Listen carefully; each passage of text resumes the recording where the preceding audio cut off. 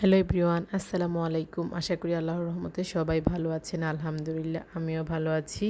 আজকে নিয়ে এসেছি কলা পাতায় মজাদার তালের পিঠা। তো তালের পিঠা বানানোর জন্য তালের পিউরি নিচ্ছি 1.5 কাপ, চালের গুঁড়া নিচ্ছি 1/2 কাপ, দিয়ে ভালোভাবে মিশিয়ে নিচ্ছি। ভালোভাবে মিশানো হয়ে গেলে আমি এটাকে 4-5 ঘন্টার জন্য ঢেকে রেস্টে রেখে দিব। 4-5 ঘন্টা পর দিয়ে দিচ্ছি 1/2 কাপ পরিমাণ চিনি। মিষ্টিটা স্বাদ বুঝে দিবেন, যে যেরকম খান। দিয়ে দিচ্ছি 1/2 কাপ ফ্রেশ নারিকেল, দিচ্ছি স্বাদ মতো লবণ, আর দিচ্ছি 1/2 চামচ বেকিং পাউডার। দিয়ে আমি ভালোভাবে মিশিয়ে নিচ্ছি।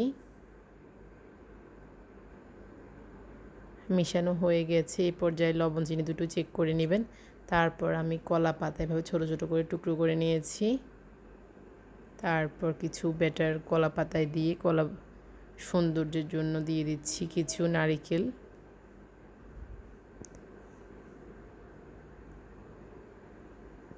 তারপর কলা পাতাটা সাবধানে মুড়ে দিচ্ছি।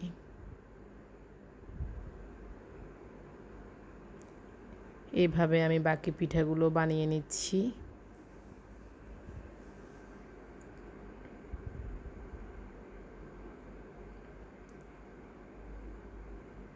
তারপর আমি এগুলোকে স্টিম করব। আমি একটি স্টেনারে পিঠাগুলোকে দিয়ে গরম পানির মধ্যে দিয়ে ঢাকনা দিয়ে 5 থেকে 10 মিনিট স্টিম করে নিচ্ছি। 10 মিনিট পর আমি চুলা বন্ধ করে পিঠাগুলো নামিয়ে নিব। তারপর আমি কলা পাতাগুলো খুলে নিচ্ছি। মাশাআল্লাহ, দেখেন কতটা লোভনীয় হয়েছে।